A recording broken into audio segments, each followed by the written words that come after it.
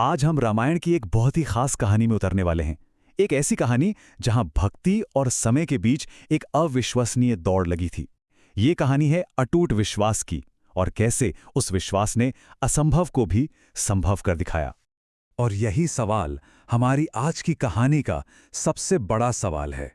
कहानी का मंजर है एक युद्ध का मैदान जहां एक महान योद्धा की जिंदगी दांव पर लगी है। तो चलिए कहानी में चलते हैं। माहौल बहुत गंभीर है, भयंकर युद्ध चल रहा है और उसी बीच भगवान राम के प्रिय भाई लक्ष्मण एक शक्तिशाली अस्त्र से घायल होकर मूर्छित हो गए हैं और हर गुजरते पल के साथ उनकी सांसें थम सी रही हैं। पूरे शिविर में आप सोचिए निराशा का माहौल है। वहां जो सबसे कुशल वैद्य हैं वो भी हाथ खड़े कर चुके हैं। उनके पास मौजूद औषधियों से इलाज हो ही नहीं पा रहा। तो अब सवाल ये था कि आगे होगा क्या। और तभी वैद्य एक सीधी लेकिन बहुत ही मुश्किल शर्त रखते हैं। वो एक ऐसी डेडलाइन बताते हैं जो सुनने में ही नामुमकिन लगती है। और बस यहीं से कहानी का असली रोमांच और तनाव शुरू होता है। तो फिर इस नामुमकिन से लगने वाले मिशन का हल क्या था? देखिए, उम्मीद की बस एक ही किरण थी और वो कुछ दिव्य जड़ी बूटियों में छिपी थी।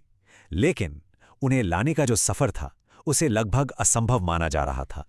जरा इस काम की विशालता का अंदाजा लगाइए। कहाँ लंका का युद्ध क्षेत्र और कहाँ सुदूर हिमालय। इतनी लंबी यात्रा और वो भी सिर्फ एक रात में पूरी करनी थी। मतलब सूरज की पहली किरण निकलने से पहले पहले। ये दूरी और समय का ऐसा मेल था ना जो किसी भी साधारण प्राणी के बस की बात ही नहीं थी। और ये जिम्मेदारी ये सौंपी गई हनुमान जी को। काम ये था कि उन्हें एक ऐसा पर्वत खोजना था जो इन 4 खास जीवन देने वाली जड़ी बूटियों की चमक से रोशन हो। लक्ष्य सिर्फ एक था, लक्ष्मण को बचाने के लिए सही बूटी वक्त पर लेकर आना। और इसी गंभीर प्रतिज्ञा के साथ हनुमान इस असंभव मिशन के लिए निकल पड़ते हैं। उन्हें पता था कि यहां असफलता का तो कोई सवाल ही नहीं उठता, क्योंकि दांव पर उनके प्रभु के भाई का जीवन लगा था। अब देखिए, हनुमान की ये यात्रा सिर्फ समय के खिलाफ एक दौड़ नहीं थी, बल्कि ये धोखे और बाधाओं से भी भरी हुई थी। हाँ, तो होता यह है कि दुश्मन राजा रावण एक राक्षस को भेजता है। वो राक्षस कालनेमी एक साधु का भेष बनाकर आता है और हनुमान को आराम करने के लिए फुसलाने की कोशिश करता है। सोचिए, एक पल की भी देरी इस मिशन के लिए कितनी खतरनाक साबित हो सकती थी। तो ये सिर्फ कोई मामूली रुकावट नहीं थी, ये एक दिमागी चाल थी। मतलब मेहमान नवाजी की आड़ में हमारे नायक को उसके लक्ष्य से भटकाने की एक बहुत ही धूर्त कोशिश। लेकिन हनुमान की भक्ति और उनका ध्यान वो तो अटूट था। वो इस धोखे को तुरंत पहचान लेते हैं, उस बाधा को पार करते हैं और बिना एक पल भी बर्बाद किए सीधा हिमालय की ओर बढ़ते चले जाते हैं। तो आखिरकार हनुमान अपनी मंजिल पर पहुंच ही जाते हैं, द्रोणागिरी पर्वत। और वो क्या देखते हैं कि पूरा पर्वत अनगिनत दिव्य जड़ी बूटियों से चमक रहा है। लेकिन यहां पहुंचते ही एक नई समस्या सामने आ खड़ी होती है। तो वो देखते हैं कि पूरा का पूरा पर्वत ही हजारों लाखों दिव्य बूटियों की चमक से जगमगा रहा है। अब इतनी सारी जड़ी बूटियों में से वो एक सही संजीवनी कौन सी है? समय तेजी से निकला जा रहा था और उसे पहचानने का कोई तरीका भी नहीं था। अब हनुमान को बस एक पल में कोई फैसला लेना था। और फिर हनुमान जी ने जो किया वो तो इतिहास बन गया। उन्होंने अपनी शक्ति और दृढ़ संकल्प का एक ऐसा प्रदर्शन किया जो आज भी याद किया जाता है। उन्होंने सही बूटी खोजने में एक सेकंड भी बर्बाद नहीं किया।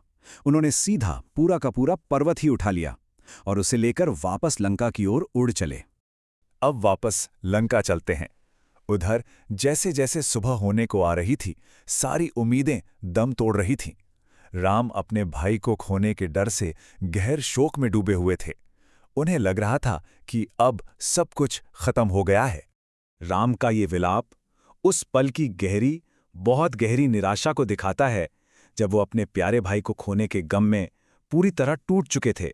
और ठीक उसी वक्त, बिल्कुल आखिरी पल में, जब सूरज निकलने ही वाला था, आकाश में एक विशाल आकृति दिखाई देती है जो सुबह की रोशनी को भी ढक लेती है। ये कोई और नहीं, ये हनुमान थे जो सारी मुश्किलों को पार करके वापस आ गए थे। पर्वत के आते ही वैद्य फौरन काम पर लग जाते हैं। वो झट से संजीवनी बूटी को पहचानते हैं, उससे अमृत तैयार करते हैं और लक्ष्मण को दे देते हैं। और बस उस दिव्य जड़ी बूटी ने अपना जादू दिखाया। असंभव मिशन सफल हो चुका था। लक्ष्मण अपनी आंखें खोलते हैं और वो पूरी तरह से स्वस्थ हैं। वो हैरान होकर पूछते हैं कि आखिर हुआ क्या, और तब सबकी नजरें उसे एक नायक पर टिक जाती हैं जिसने ये सब कुछ संभव कर दिखाया था।